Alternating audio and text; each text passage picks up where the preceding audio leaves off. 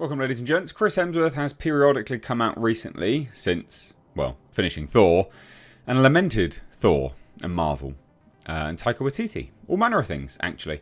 In this interview specifically, he covers quite a wide-ranging bits and pieces about his time with the character as Thor. Saying how, he read other people's parts, they seemed cooler.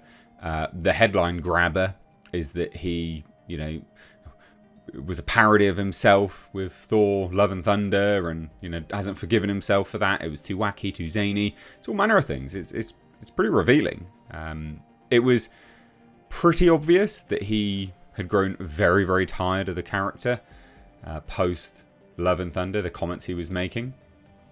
And this just confirms it once more. So hit subscribe if you're new here, turn the bell notifications on, and let's dive right into it. So this is a Vanity Fair piece. And like I said, it's quite a huge interview. It's very wide-ranging. Chris Hemsworth on Fear, Love, Furiosa, and naming a son after a Brad Pitt character. We don't really care too much about any of these things. We care more specifically about his comments on Thor, because that's interesting. Side note. I really like Chris Hemsworth. I think he's actually a very underrated actor. I'm really looking forward to seeing what he does moving forwards now that he's given up the character of Thor. And finally should get better opportunities, hopefully. But who knows? We shall scroll all the way down. Again, it's Vanity Fair, so there's quite a lot of nonsense to get through. But yeah, they cover some pretty decent stuff, to be fair.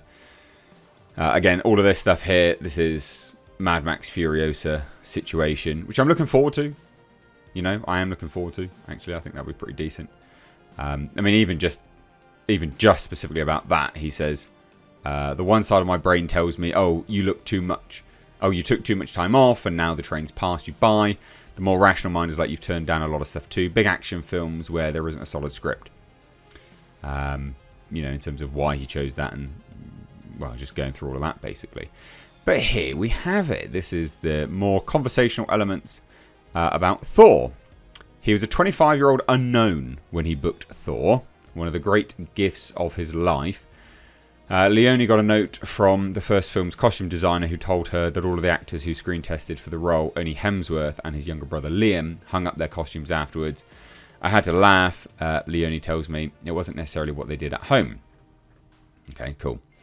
But anyway, speaking about Thor. Grateful as he was for the opportunity, Hemsworth grew frustrated playing the great Asgardian defender. Sometimes I felt like a security guard for the team. I would read everyone else's lines and go, oh, they got way cooler stuff. They're having more fun. What's my character doing?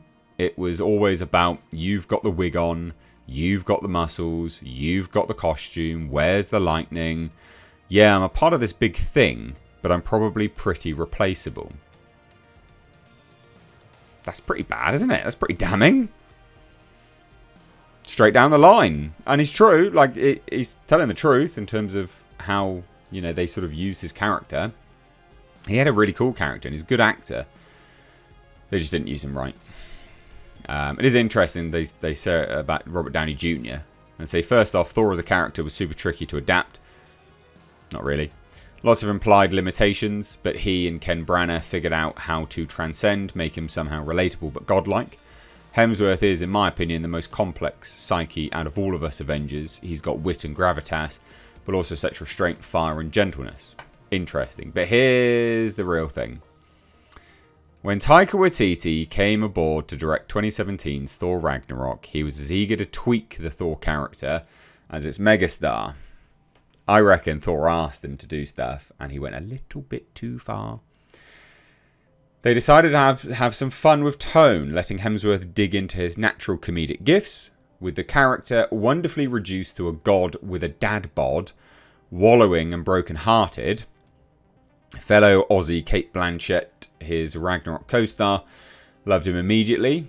I first met Chris on the lot. He was driving a golf cart. His Thor locks flying, careening towards me with a huge grin of welcome. I had heard he was generous, and boy is he generous, hilarious, and as hard-working and diligent as he is handsome. But I had no idea what a goofball he is. He is a complete goofball. He sets the tone on set. Everyone is valued. Everyone is welcome. I adore and admire him deeply. But here's what it is. And then other people are bigging him up, but it's his comments which are funny. So Downey calls Hemsworth's work in Ragnarok, Infinity War and Endgame a formidable hat-trick, but then came Love and Thunder, for which Hemsworth still can't forgive himself. I got caught up in the improv and the wackiness, and I became a parody of myself. I didn't stick the landing. No, you did not.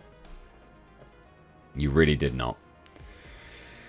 And even this, 27 movies, 8 of them Marvel blockbusters in just over a dozen years. Hemsworth's back was blown, his monkey brain in overdrive. He was too anxious to turn down big roles when they were offered, not wired to trust that he'd been offered a great drama, sweeping love story, or romantic comedy. I haven't seen a movie like that in years. I've been trying to muscle and beat things into existence for so long out of the obsession and desperation to build this career, and I was just exhausted. I was worried about everything. Nothing was enjoyable as it once was, or I had imagined it was. I was making back-to-back movies and doing the press tours. I was married, I had 3 young kids. It was all happening at the same time, a short window. You're sort of just running on fumes, and then you're showing up to something while little in the tank, or with little in the tank, sorry, and you start to pick things apart. Why am I doing this film? Why isn't this script better? Why didn't the director call me for the day? Or why didn't I get considered for this role? Why don't I get the call up for Scorsese or Tarantino? I began to take it all too serious and personal. And then, yeah, this is about his family situation stuff, and he couldn't be bothered anymore, and then he just buggered off from it all, basically. It is actually an interesting interview. But the real thing here is where he's like, yeah, no, I'm basically done with Thor. You know, parody of myself. I didn't stick the landing. Why did I do it? Yeah, can't forgive himself. It's alright, we'll forgive you, mate. Just please, God, don't go back there. We forgive you. But again, that commentary about I'm replaceable. Bad times. I wonder if other people feel like that on Marvel sets. Interesting stuff. But there you go, there's a quick interview.